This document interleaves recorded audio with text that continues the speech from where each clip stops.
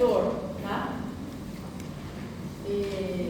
Vou passar depois porque ele está fazendo algumas modificações por conta do projeto, por conta do professor que entrou novo na sexta, inclusive hoje ele ia falar de novo, porque falar primeiro tato, depois vamos falar de dor, tá? Por quê? Porque tato vai falar de todos os receptores sensitivos, e vai falar sobre todos os tipos de sensibilidades somáticas, sim? Somatésicas, menos dor. Então, a gente já vai ver hoje quais são as vias, quais são os tipos de fibras, sim? Então, essas sensibilidades somáticas, lembrem que a palavra somática implica consciência. Então, são todas as sensações que eu consigo fazer conscientes. Tanto de sensações táteis e de posição. Bom, então, o que seria sensibilidade somática? São os mecanismos para recopilar, para ajustar a informação sensitiva do corpo todo, sim? E esses mecanismos vão ser comunes a los receptores de piel. Aí vamos ver tacto fino, tacto grueso, vibrações, temperatura, dor. Por quê? Porque esses mecanismos, inclusive as vias dos sentidos especiais, vai ser diferente. Obviamente, a transmissão nervosa do tacto fino da mão tem uma via totalmente diferente, né? Você pensa que é óbvio, né? Do nervio óptico, que vai do olho diretamente para a corteza visual, sim? Não tão assim também, né? Tem umas vias específicas. Mas vamos ver que o que não vamos ver hoje seria somente as informações sensitivas que vão vir da pele do corpo, de forma periférica. Isso aqui vamos ir vendo um a um e as suas particularidades. Essas sensibilidades somáticas podem ser mecanorreceptores, que seriam todos os estímulos que vão causar uma mudança mecânica no receptor, tá? Seja por pressão, por vibração, tá? Seja por tato fino, sim, discriminação de texturas, tá? Cosquilheo. E também nós vamos ver que todos os receptores que nos ajudam a determinar posição são os mecanorreceptores também, tá? Eles também, vamos ver depois, vamos falar um pouquinho sobre eles.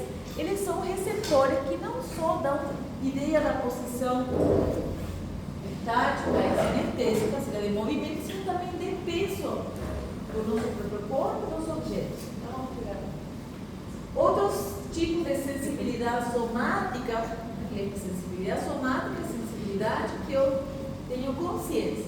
São receptores para frio e para calor, que na verdade é um receptor de calor que vai de menos quente a mais quente.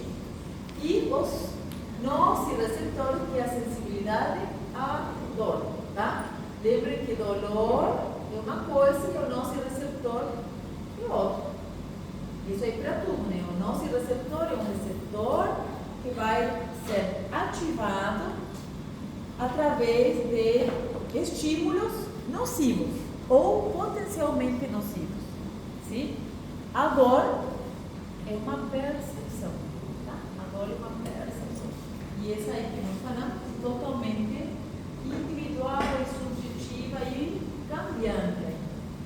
Bueno, na parte superficial, então, vamos ter toda a nossa sensibilidade exteroceptiva e na parte profunda, tá? Vamos ter outro tipo de receptor que vamos vir vendo hoje. Vocês estão vendo que dor está tanto superficial quanto profundo, porque nós vamos ver que temos dois tipos de dor, tá? Uma dor mesmo que uma dor rápida, que é a dor superficial, imprecisa, objetiva e fácil de localizar. E tem a dor profunda, que é essa aqui, que já é uma dor lenta, difusa, de difícil localização. A gente não consegue, inclusive, identificar bem bem por que está doendo. Doeu, no braço, dói por aqui. E essas dores, geralmente, né, vamos fazer de conta, o paciente pegou uma faca, né, ele pegou aqui, cortou o braço. Ele vai sentir as duas dores. Primeiro, tu vai sentir a dor superficial, que é a dor rápida, tá?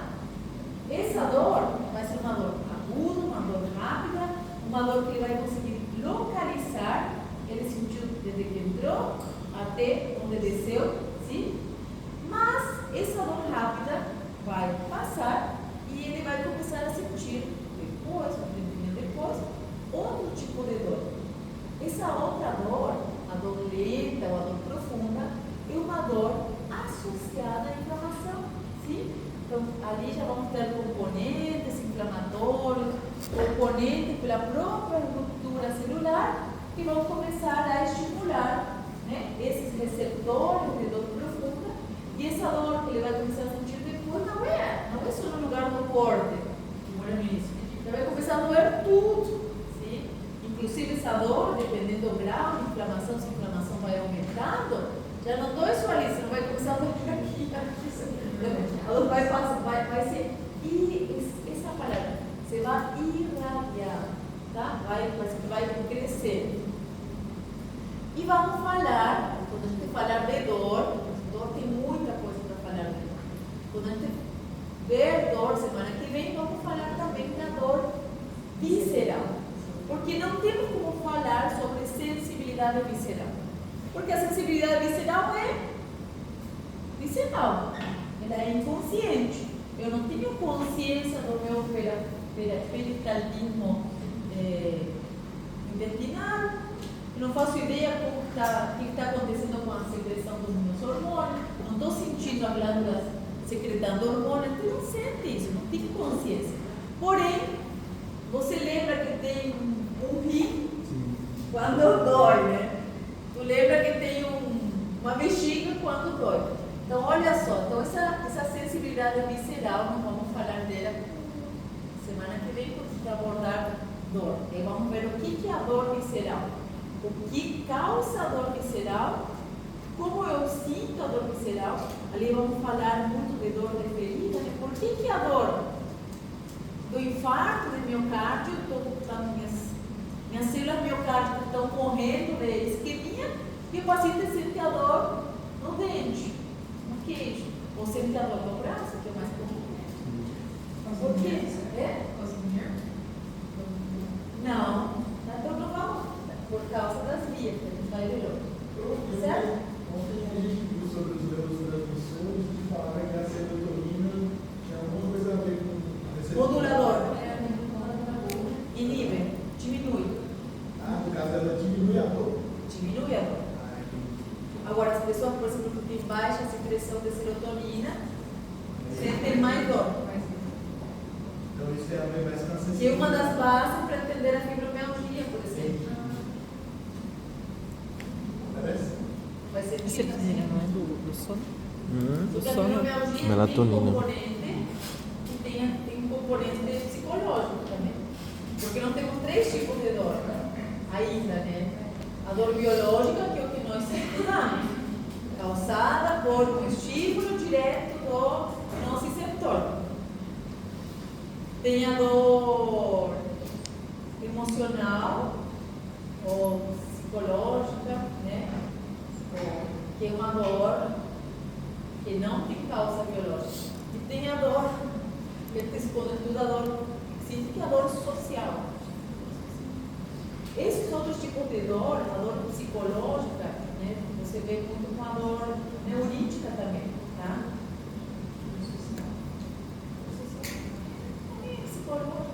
Mas a gente foca aqui na dor biológica, né? Temos saber o mecanismo fisiológico que me faz sentir dor e que vão levar essa sensação de dor até a corteza. Bom, então olha só, nós temos diferentes intensidades, sim? Não conseguimos sentir por intensidade, não vimos isso ontem, tá? Que eu consigo graduar. Um receptor ele pode ser mais ou menos estimulado. E a sua vez, nós vamos ver consigam se adaptar. O que é adaptação? A adaptação pode ser de vários tipos. A adaptação total, a adaptação rápida, é o receptor que, não vamos ver ainda, mas é o receptor que, quando ele recebe, são receptores muito sensíveis, tá? São receptores que eles têm um umbral muito, se ele é muito sensível, como é o umbral? Muito baixo. Se ele é sensível, o umbral é baixo. Isso mesmo. Então, por exemplo, vamos fazer de conta. Esse aqui é o estímulo, o receptor está recebendo um estímulo. Sim? Esse receptor recebeu um estímulo e vai produzir um potencial receptor. Tá? Temos receptores que vamos ver agora que ele tem um umbral ou um limiar baixo. Esse aqui seria o potencial, esse aqui seria o estado de repouso, para ter o potencial para chegar no limiar. Um limiar normal seria isso aqui, um limiar baixo seria, por exemplo, aqui. Ou seja, quando esse potencial receptor atinge essa altura do limiar baixo, logo já vai conseguir produzir, quando chega aqui na área D, que se chamava zona gatilho. Quando chega na zona de gatilho, mesmo sendo um potencial pequeno, como ele já atingiu o limiar, porque o limiar é baixo, ele já vai despolarizar e vai transmitir o potencial de ação, certo? Quando eu tenho, vamos ver ali que tem outro receptor que tem limiar mais alto, sim? Vamos ver em dor isso aqui. Esse potencial receptor tem que ser bem maior para eu conseguir despolarizar e gerar um potencial de ação. Você entende isso? Tá?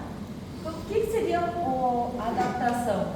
É o receptor, sim, que tem um limiar mais baixo, né? Porém, se eu mantenho o estímulo de forma constante ao longo do tempo, esse receptor vai ter um potencial de receptor, porém, esses potenciais vão começar a ser gerados de forma menos frequente, tá? Ele vai começar, no início, ele vai gerar um potencial, né? Ficou o óculos apoiado ali, não mexeu, vai começar a produzir potenciais de menor frequência, cada vez menor frequência, isso aqui é rápido, na verdade, até não gerar mais nenhum potencial de ação. Então, essa questão de adaptação seria tudo que nós temos, mas como durante o tempo não consegue sentir. Por exemplo, um óculos apoiado no nariz. Tua corrente, por exemplo, não sente? Não. Então vamos ver que existem receptores que não se adaptam ou têm adaptação lenta, tá? Mas assim, eu devo entender que o que se adapta, o que tem adaptação rápida, acontece isso aqui. Você não sente mais. Mas por que não sente mais? Porque não está sendo mais enviado, não está sendo gerado mais o potencial de ação. Se não tem potencial, não tem nenhuma informação indo para a tua corteza. Aí eu te pergunto, Fernanda, tu está com a corrente ainda? Não sabe? Não. Não sabe. Não sabe. Então vamos ver que o proprioceptivo é diferente. Se adapta, eu vou me mexer o dedo no peito. Estou sentindo movimento, estou tendo plena consciência, né, da angulação das articulações. Porém, se eu pergunto para Matheus, como estão os dedos do teu pé? Está esticado? Está dobrado? Está dobrado. Essa informação do dedo do pé, ele estava sendo levada constantemente, ele estava tendo consciência o tempo inteiro, em forma vívida, isso que eu quero que vocês entendam. Não. Mas você imaginou o tempo inteiro ele estar sendo lembrado, né? Forma vívida seria isso aqui. Eu estar fazendo uma massagem nele. Eu não estou parando assim, de minha mão aqui, ficar apertando o braço. Já pensou ter de forma vívida essa informação em o tempo todo dos músculos, das articulações. Não dá, né? Então, o que acontece com o proprioceptivo? Não tem essa informação, não tem essa informação sendo vívida o tempo inteiro. Porém, quando eu pergunto para o Mateus, como que está teu dedo? Ele, peraí, tá dobrando, tá esticando. Ele sabe. Ou seja, tem um receptor que se adapta, porém ele não para de enviar potenciais. Ele continua mantendo o encéfalo, por assim dizer, informado. Agora, no caso dela, não. Ela não parou de enviar sinal. Tá? Ela não tem como saber. Não tem mais consciência disso porque o receptor se adaptou. Ela vai ter que dar uma mexidinha na corrente ou pedir para alguém olhar. Olha, no meu está tudo vermelho, né? Olhar de onde está minha alergia. Sim? Então, essas são as diferenças.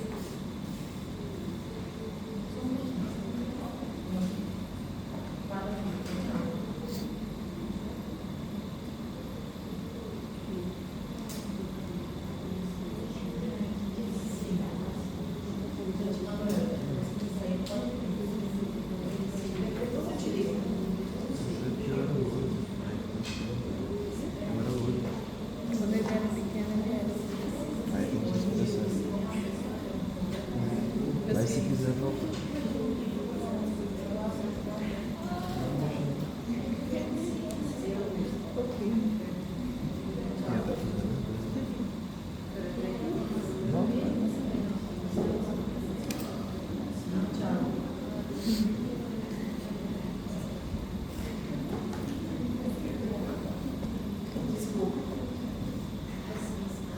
Tá? Mas isso aqui a gente vai ver. Bom, quais são esses receptores? Terminações livres, a gente vai falar um pouquinho sobre como funciona a temperatura, mas só que a gente vai ver basicamente mesmo e cosquinhas, né, cosquilheiros, só que a gente vai ver bem a fundo em dor. Mas o que nós vamos ver hoje é aqui, essa série de mecanorreceptores, sim? Vamos ver os principais, que vocês já estudaram isso aqui, é isto, sim? Vamos ver o Meissner, Pacini, Ruffini e Merkel.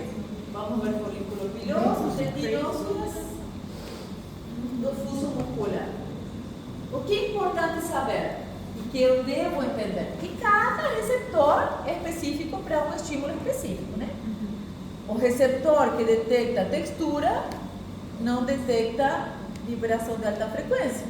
O que detecta somente pressão não vai detectar textura. Sim? Então, nós temos receptores que são específicos para o tipo de estímulo. E, a sua vez, cada receptor vai ter, cada fibra vai ter suas características, certo? E uma vez que entrou no sistema nervoso central, vai entrando dentro do sistema nervoso central, dali para cima ele vai seguir uma via específica. Lembra? Eu dei o exemplo das rodovias, tá? Tem uma para caminhão, uma faixa para caminhão, uma faixa para carro, uma para moto, e mesma coisa na mente. Nós vimos isso aqui ontem. Então, nós vamos ter diferentes tipos de fibras. Em geral, nós temos as fibras tipo A, tipo C. As A eram alfa, beta, gama, delta. Sim? Sim, alfa, beta, gama, delta e C. Qual é a diferença entre essa fibra e essa fibra?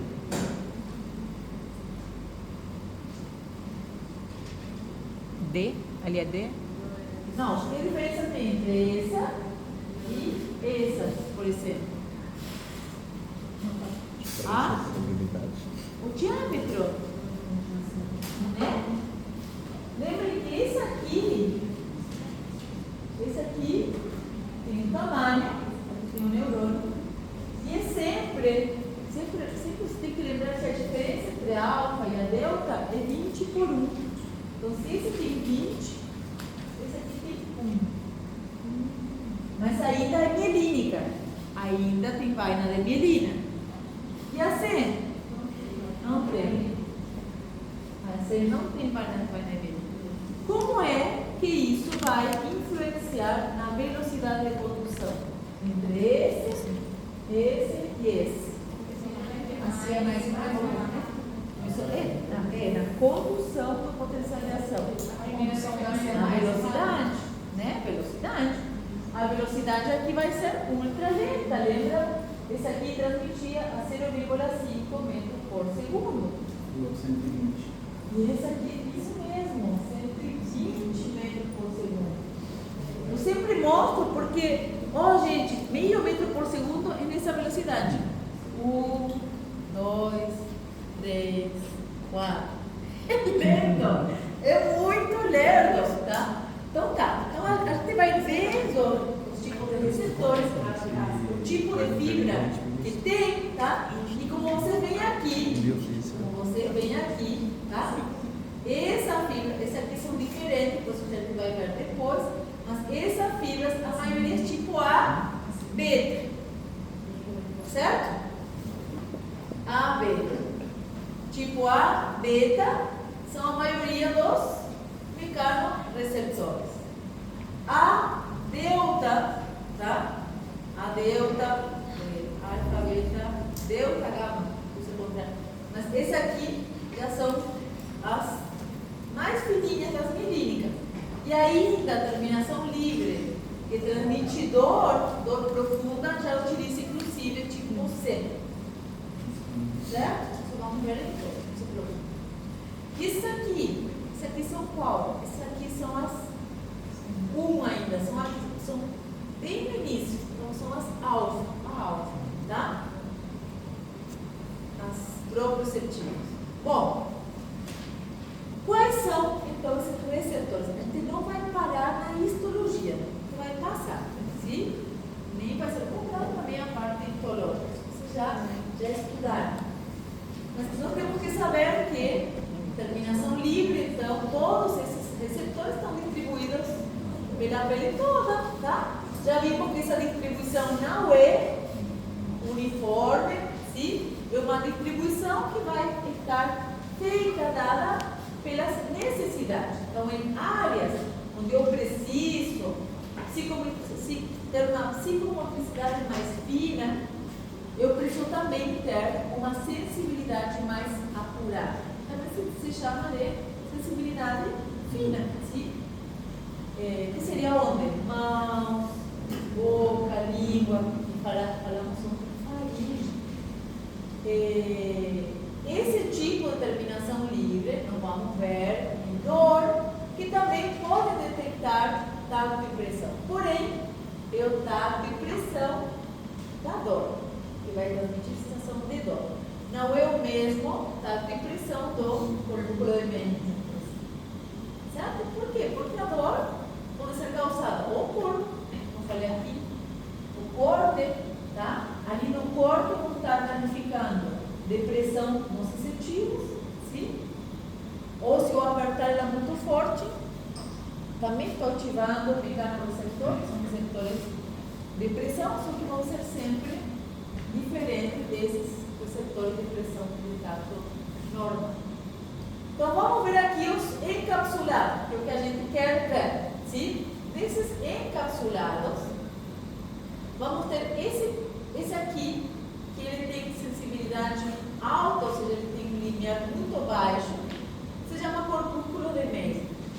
Ele é encapsulado, tá? Sim, eu sempre falei que parece uma nuvem, né?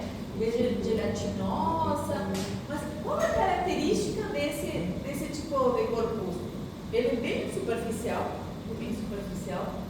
como ele tem um limiar muito baixo, qualquer pequeno toque já estimula, tanto que é o que sente a correntinha ultraleve. Mas, se eu falei que esse que sente a corrente se adapta, esse aqui então é aquele que se adapta muito mais. Então, esse tipo de receptor, qual é a característica? Que que usa fibra A beta, já falamos, todos eles são A beta, sim? Que ele é ultra sensível, então ele tem um limiar bem baixo, que ele se adapta muito rápido, mas não é rápido, é fração de segundo, tá? Fração de segundo. Antes do segundo já adaptou. Qual é a outra característica? Que ele é abundante nas áreas onde eu preciso ter maior sensibilidade. Se ele tem um limiar baixo, quer dizer que ele se ativa com pequenos estímulos, sim? Então ele vai estar muito abundante, lábios, boca, tá? E uma questão interessante que eu não tenho no núcleo de Meissner em áreas de pelo. Braço, se tiver pelo na perna também não, tá? Aqui não tem pelo, então aqui tem, certo?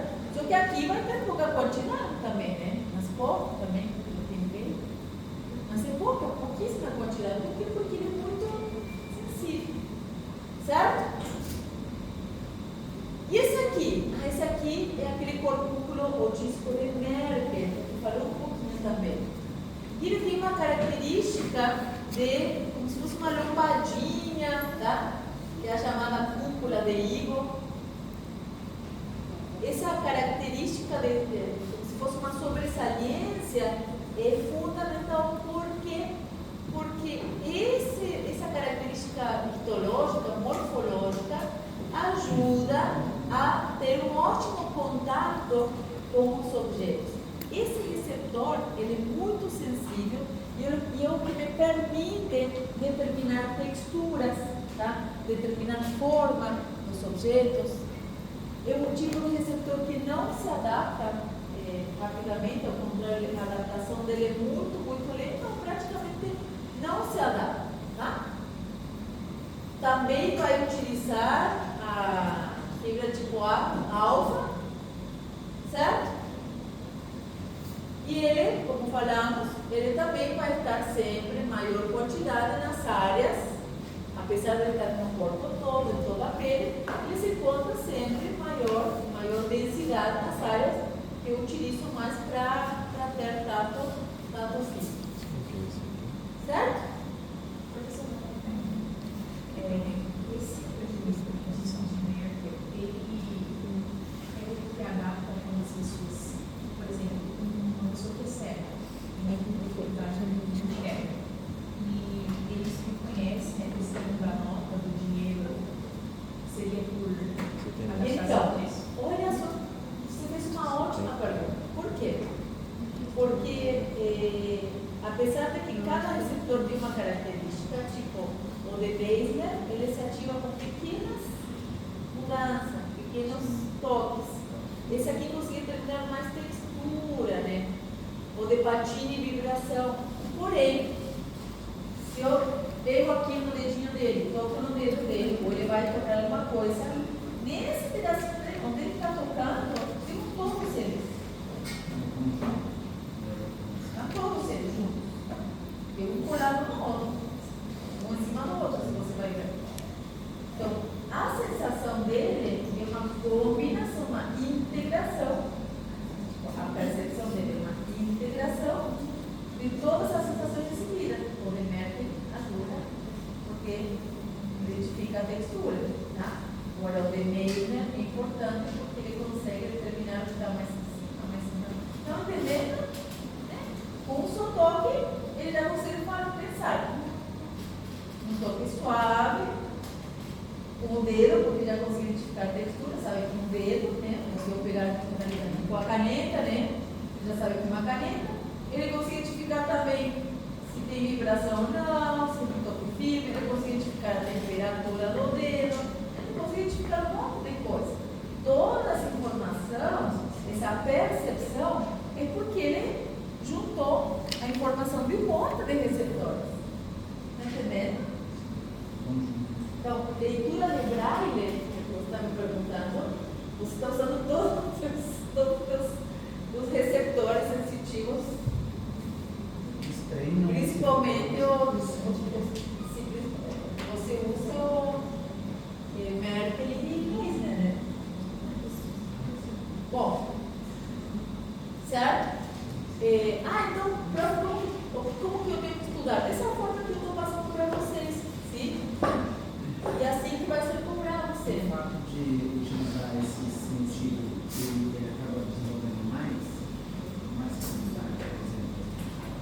nosso poder da vida, né? Então, assim, aí vai ter mais. Não é que ele é mais sensível, ele consegue isolar na hora da percepção. Mas Só treino. de treino, você também faria. Sim. Se eu te coloco para tentar fazer, sei lá, uma sopa de letras, tem que se focar ali, né? Eu falo, tem que achar ali num lugar com bagunça, pessoas esbarrando em você, música alta. Eu te coloco numa sala, né? Serena, cor bonita. E esse aí é a base, né, na pedagogia para estudar, né? Aí a pessoa que tem TDAH, que tem maior dificuldade de concentração, você recomenda o quarto onde você estuda, onde você dorme, tem que ser um quarto de cores. Relaxante, não vai ter um quarto neon, né, com vermelho, tem que ser um tom de verde, um tom de azul. Nada bagunçado, o mais organizado possível, nada fora do lugar, tá tudo bonitinho. Então, assim, tudo isso te ajuda porque você consegue se organizar melhor. Não consegue tirar a bagunça. Consegue, mas quem é consciente de que a bagunça piora o TDAH, se esforça ao máximo para não bagunçar. Não é que o TDAH não consegue deixar bagunçar. O TDAH descontrolado, o TDAH que não tem essa consciência, vai ser uma bagunça. Tu era assim de criança? Não. Então, o TDAH não é organizado. Pelo contrário, né? O TDAH é uma bagunça. Exatamente. Mas tu virou organizador porque você descobriu que. Mas você de criança, tudo assim, né? Bonitinho. Mas provavelmente você teve essa consciência, né? De que se organizar. Eu também tenho TDAH, né? Eu não acho as coisas, né? Eu faço o quê? A minha roupa, não acho. Daí a minha guarda-roupa é por cor. Por cor. Tá? Se eu abro assim, pintura, tá tudo por cor. Também tudo assim por cor. Tudo por cor, né? Tudo que eu estou achando uma forma de organizar para achar, senão eu não acho. Eu não acho. Tá bom. Outro. O folículo piloso. Gente, isso aí não tem muito o que falar, né? O folículo piloso associado ao terminal neuronal, que ele vai gerar o potencial receptor e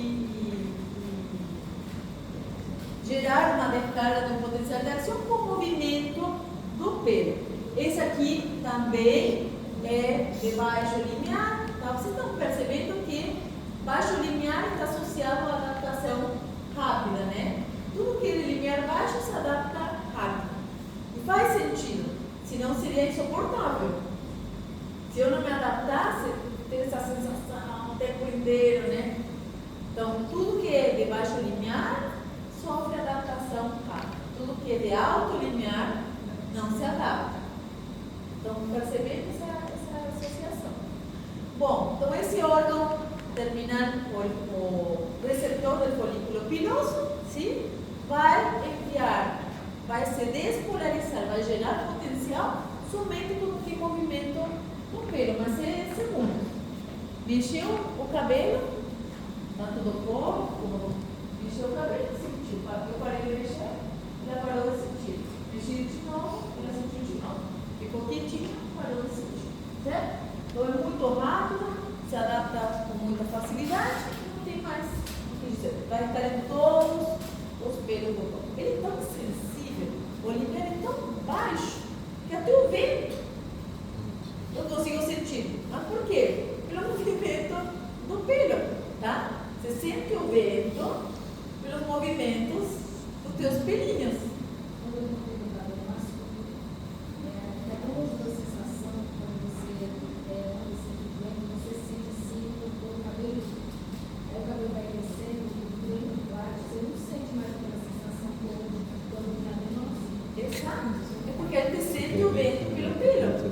Vai se cobrir de roupa, tu não sente mais o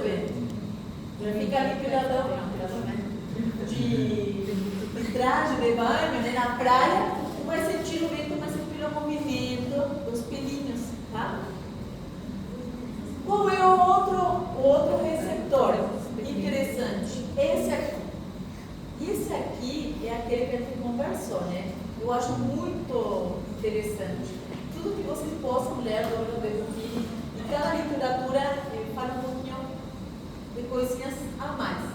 Esse é o que está nas articulações. Tá? Todas as articulações têm esse órgão de Ruffini. Se é um receptor mecânico da nossa classificação do mecanismo receptor, ele vai ser encapsulado, tá? Encapsuladinho, só que ele vai se ramificando por dentro da cápsula articular e cada vez que nós nos movimentamos, se cada movimento ele vai enviar, sim, potenciais de maior frequência.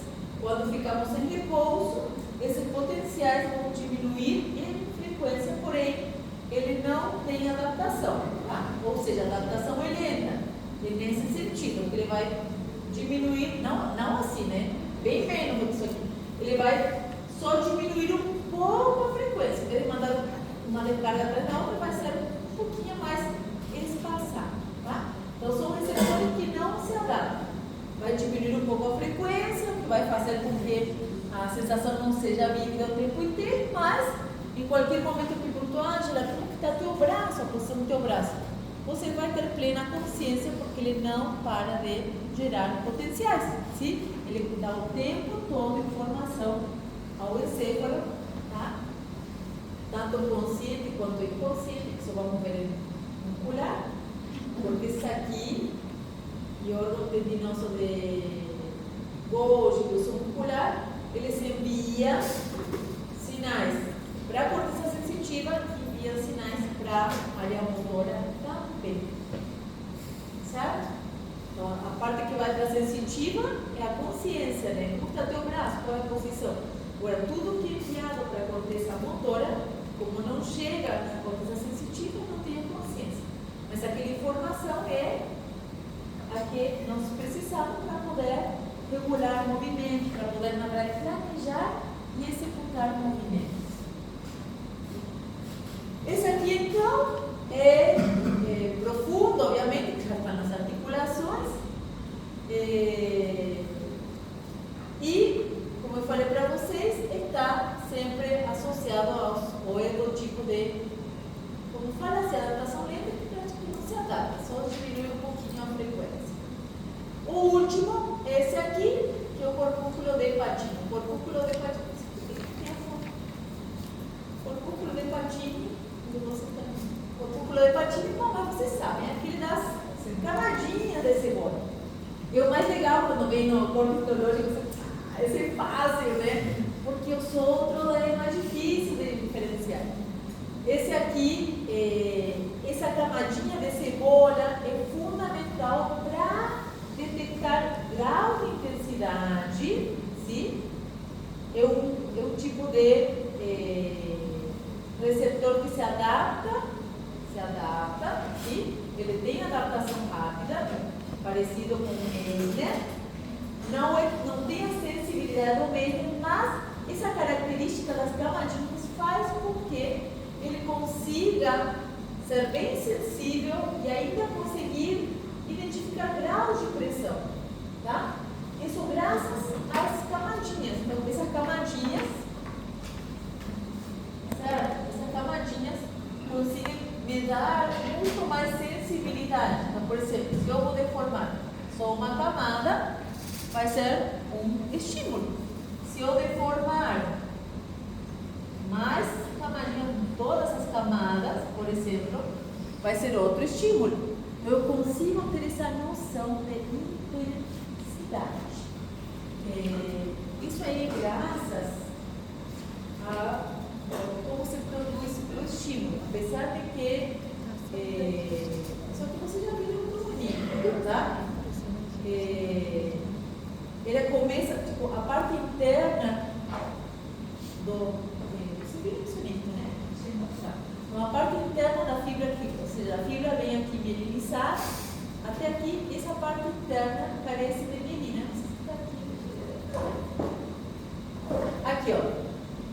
A parte final, o extremo final, ele é amielínico, sim? Isso deixa ele mais sensível à entrada de é sódio. Então, cada fibra, cada camadinha que se deforma, por assim dizer, vai ir abrindo cada vez mais canais iônicos.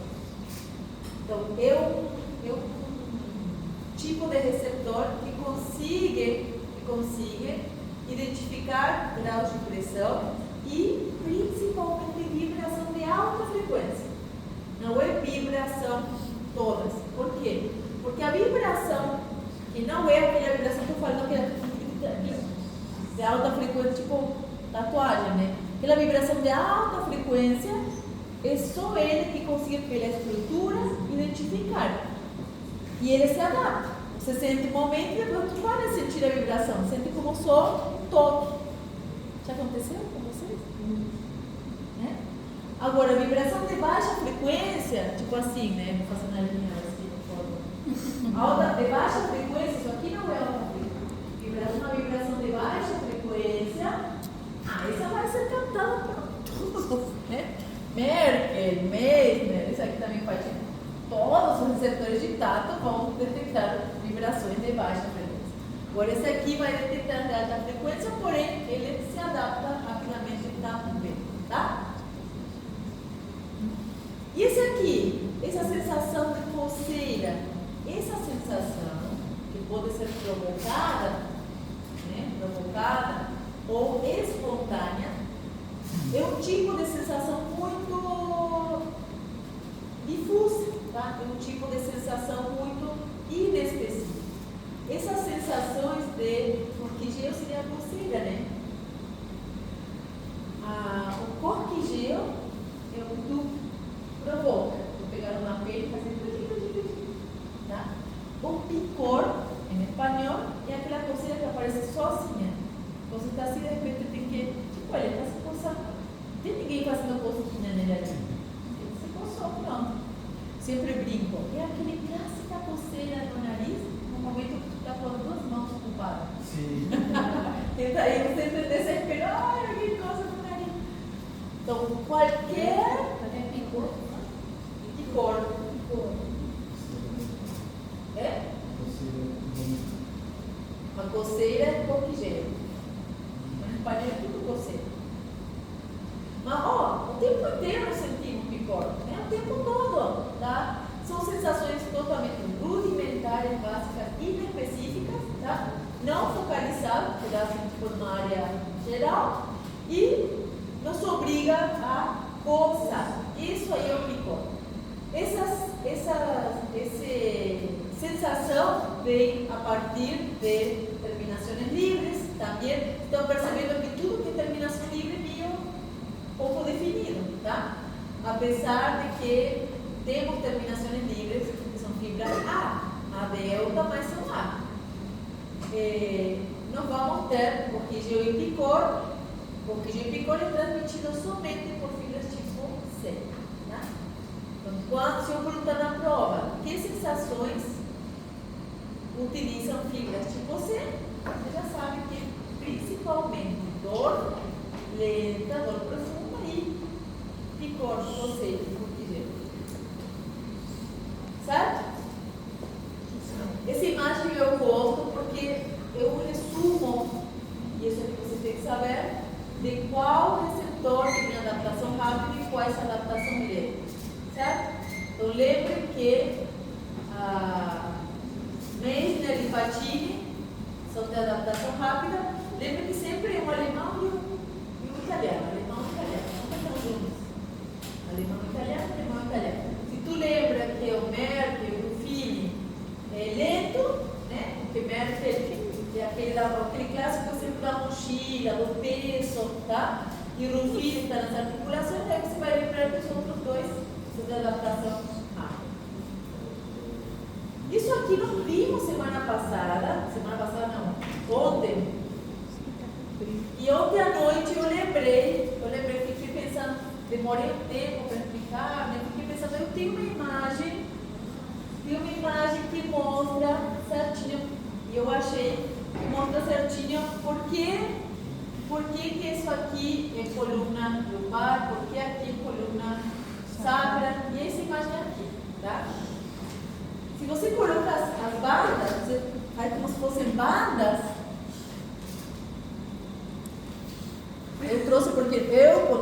era estudante, eu vi essa imagem, tudo fez sentido, né?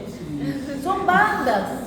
Então tu coloca assim, são bandas. Então se tu pega a banda do pescoço, tu pega a banda do pescoço e você fica olhando aqui, é uma banda, né? É por isso que o braço, não né? Está filmado, eu esqueci, está filmado.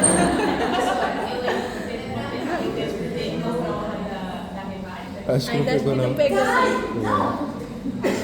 Vocês percebem que eu trago muito do que cai na revanilha, sempre, né? Isso aqui cai, então você tem que saber por que o pescoço é a banda. Por que a parte da frente da perna, atrás da perna? Porque uma banda, ó, do bar, pega aqui certinho essa banda. Por que a parte genital? Porque você pensa aqui, por que a parte genital é sacra? Se a parte da frente, porque quando você entra nessa posição, ele vai para trás. Então, ó, é a parte traseira. Sim? Faz sentido, né? Acho que ajuda essa imagem. Bom, então isso aqui nós vimos ontem. E o que eu quero que vocês entendam? Que apesar de que eu tenho todos os receptores no corpo todo, tem uma proporção maior em algumas áreas. Eu preciso ter. Isso aqui é o músculo. Claro. Apesar de que vocês se enxergam bonitinho no espelho, mas a corteza de vocês se enxerga vocês assim. Nossa! Cadê o filho do Nadinho? Vamos traumatizar a criança. Eu acho que a gente Eu acho Marina.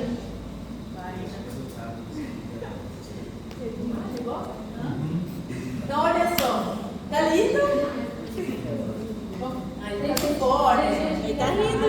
Ele tá rindo. Ele tá rindo. Você gostou? Eu sempre fui. Pra onde? Deixa você tem aqui, gente. Fiquei pra onde?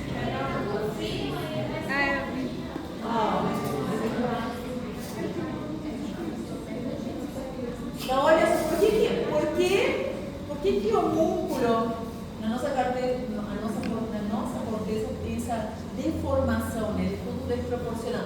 Porque na verdade não é desproporcional, é o jeito que a tua corteza te enxerga. Por quê? Porque ele recebe informação sensitiva do corpo e proporcionalmente a quantidade de receptores sensitivos em cada porção corporal faz ele enxergar dessa forma. Tuas mãos são mais grandes do que o teu corpo todo. Por quê? Porque tu aqui tem a mesma quantidade de receptores sensoriais do que no resto do corpo. Tá? Mesma coisa a boca, a língua. E aqui não temos a laringe, né? Uma fotinha.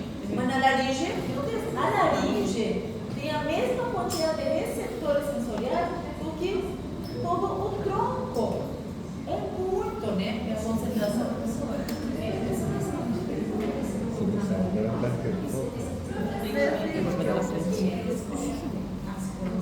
Tá com fimose.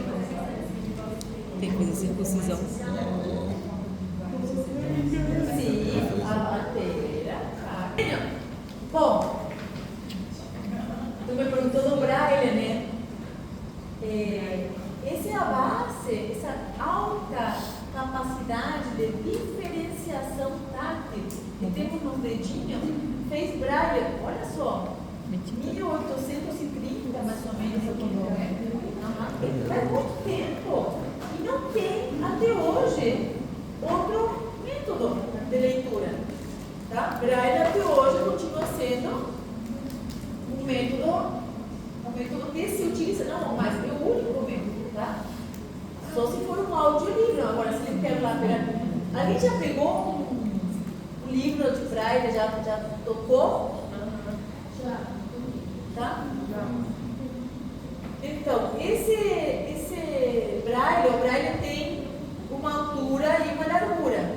Sim? Cada letra tem preto. Cada letra tem 0,04 centímetros de largura e 0,6 de altura. Sim? Eu fui uma vez estudar Libras, até esqueci bastante, né? No mesmo lugar que era Libras, tinha Braille, que é leitura de Braille. Porque tem muita gente, não vai só, não acorre só a pessoa que tem a deficiência auditiva, com a família, e tem muita gente que vai também por curiosidade. Daí eu, por curiosidade, fui lá conversar com o pessoal, com os professores, tentaram me explicar. Para mim era tudo, por exemplo, passar a mão no livro de Braille, passar a mão numa lixa, é uma coisa. Eu não tenho, é muito impossível diferenciar, é pequenininho, é bem pequenininho. E eu trouxe aqui o abecedário em Braille. Eu trouxe o abecedário. Então, olha só, tipo A, B, C, D. Então, e eles lêem uma velocidade. Eles devem focar as bolinhas, né, e assimilando com as letras. Sim. Será que não? Porque, por exemplo, Na verdade, quem se alfabetiza, tipo, vamos fazer uma coisa, nasci cedo. Só você faz associação com tu, se alfabetizou, sim, e você vai lá querer. Mas quem nasce cedo, a alfabetização é Braille. sim. Braille. E ainda tem palavras em Braille, como Libras. Sim, gestos. Tem o abecedário e tem palavras. Braille também, né? Tem o abecedário e tem palavras. Tipo, tem figuras, que uma palavra são tipo japonês, né? A figura é muito interessante e é muito difícil. Outro dia eu estava dando uma reportagem de uma menina que ela é cega, por nascença, né? Ela é cegueira, e ela passou em psicologia justamente pela prova do Enem, que tem Braille, né, também. E ela entrou na Universidade Federal fazendo psicologia, que era o sonho dela, diretamente de uma prova que ela fez o Enem em Braille. E ela mostrando o caderno dela, sabe? É difícil, normal, né? É. Imagina em Braille. Tá. Então, ó, e a propriocepção? Como que funciona? A propriocepção, sim, não dá noção da posição e do movimento, sim, mas também do peso dos objetos. Então, como que eu sei quanto que pesa esse caderno? Graças ao meu proprioceptivo. Faz sentido, né? Porque fazendo uma análise da contração muscular, do grau de contração muscular, grau de angulação das articulações, grau de estiramento de cada tendão, de cada grupo muscular, eu consigo avaliar o peso. Tá? Quando eu avalio o peso, eu consigo regular a parte muscular. Sim? Uma coisa muito pesada, vocês vão pegar com maior cautela, uma coisa levinha. Então, eu preciso e eu uso muito esse sistema. Eu preciso desse sistema para a parte motor, como já falei antes. Enquanto a parte de sinestesia, que eu falei antes para vocês, lembrando que parte da percepção, do proprioceptivo, né, vai no consciente, que me dá consciência da ubicação de cada parte do corpo, e tal, mas vamos ver em motor como é que chega essa informação em forma inconsciente, porque uma parte não vai na corteza, vai só na sensitiva, vai só na corteza motora. Para eu ter consciência do sensitivo, tem que chegar na corteza sensitiva. O que não chega na corteza sensitiva não vira consciente. Mas o que vamos ver com esse motor, eu trouxe só para mostrar, tá? Que vamos ter o do fuso, ou em espanhol é uso muscular com H, uso muscular, sim? Que vai avaliar ou vai perceber variações no comprimento, tanto contração, relajação, contrai, relaja, variações no comprimento, sim? E o órgão tendinoso de Golgi, que está nos tendões, que vai ser estimulado por variações de tensão mecânica sobre o tendão. O que seria a tensão mecânica? Quando eu puxo, tá? Então, quando o músculo contrai, puxa o tendão. Você entende? Ou quando eu alongo ele demais, eu puxo o tendão. Então ali, por exemplo, eu sei que eu estou contraindo aqui, esticamos aqui, porque isso aqui vai se estirar e vai estirar também o tendão. Um anjo. Um anjinho, né? Ainda bem. Ele é um anjinho, gente. Ele é lindo, né? Ele é lindo. A Angelina fica toda. A Angelina fica toda boba. Aprenda da criança, vamos chamar ele para dar aula para você. Chama ele aí, prof. Isso aqui eu vou passar. Então, olha só. Tudo isso aqui nós vamos ver como é que, sim, nós vamos ver como é que esse tipo de informação chega na corteza motora para eu conseguir planejar o movimento. As fibras que vão levar a informação do uso muscular, esse aqui, que vão levar a informação dos tendões, vai ser sempre através da fibra A-alfa, tá? Então são as fibras A-alfa que vão levar toda a informação proprioceptiva, tanto seja para a corteza como para as áreas motoras. Sim? A informação Certo? aqui. Sensitiva. Quanto à temperatura, apesar de que nós falamos receptor do frio, receptor do quente, na verdade são receptores de temperatura. Então, o que nós vamos sentir? Variações de temperatura. Esses receptores são muito sensíveis a essas variações. Imagina que ele envia sinais, né, o tempo todo, porque variações de 0,01 graus centígrados já estimulam o receptor. Dando informação praticamente o tempo todo. Ele sofre adaptação rápida, que foi o que a gente conversou antes, sim? Eu vou ter a sensação térmica no início, mas depois de um tempinho eu paro de enviar sinais. Ou vou começar a enviar elas em forma com muita baixa frequência. Estes receptores, principalmente os receptores periféricos, que são os que eu tenho consciência, sim? Vão a captar a temperatura, a variação da temperatura, e se, olha só que interessante, quando a temperatura se eleva, aumenta a frequência dos potenciais. Quando a temperatura abaixa, diminui a frequência dos potenciais. Você entende? Não vamos ver isso depois, vamos falar sobre isso depois, Dora. Está relacionado. Bom, então que vias, eu trouxe para dar uma geralção. Que vias vão transportar essas fibras, principalmente fibras A, beta, né, que são de todos os mecanorreceptores. Essa fibra, e temos as outras fibras, sim, que são de sensações mais rústicas.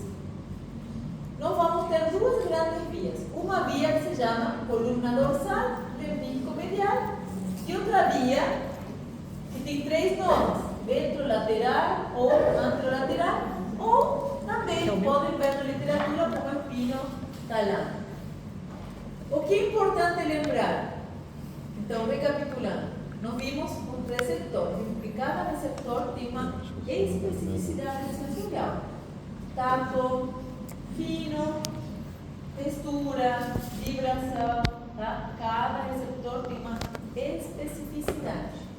A sua vez, esses receptores vão se agrupar e vão utilizar vias, sim? Cada tipo, ou agrupando, por exemplo, toda a sensibilidade fina vai usar uma via, toda a sensibilidade mais precisa, mais rústica vai usar outra via. A dor, né, cada tipo de sensação vai utilizar vias diferentes. Então, existem vias que se chamam rotuladas, tá? Rotuladas se refere a quê? Você pega um caderno e coloca o rótulo. Caderno de fisiologia. Quer dizer que esse caderno serve somente para fisiologia. Então, se refere a isso.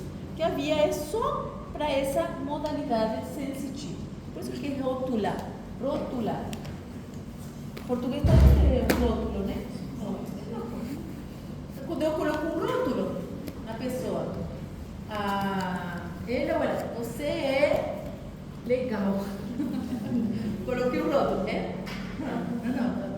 Eu falo assim, Do rótulo? Ah, não, mas já sei. Não, o rótulo, né? Você é legal. Pronto, eu rotulei ela como legal, pra mim, né? Você é chato. Pronto, eu já rotulei ele como chato. É mentira, né? Ah, tô brincando. Então você coloca um rótulo, que você já diz que é essa pessoa, que é isso. E no caso das vias, cada rótulo vai fazer com que essa via, quer dizer que essa via é só para um tipo, uma modalidade sensitiva. A sua vez, nós vamos ver que do receptor, que é específico, vai usar ainda uma via que é específica e chegando na corteza, ainda vai chegar no lugar específico, tá? Nós vamos ver que a corteza está representada pelo músculo, então nós vamos ter uma área só para mão, por exemplo. Dentro, na corteza sensitiva, nós vamos ter uma área solamente para mão, esquema corporal. Ainda, dentro da área onde chega a informação da mão, lá dentro ainda vamos ter mapinhas, tipo, aqui vai ser só tacto preciso, aqui vai chegar somente pressão, aqui vai chegar somente vibração, aqui vai chegar somente dor. Então está tudo mapeado. Outras sensações que nós vamos ver, como a dor lenta, que é aquela dor difusa, temperatura corporal, vai chegar em áreas, vamos ver depois, corteza, em áreas que nós vamos chamar de áreas mais imprecisas. Então olha só, se sente.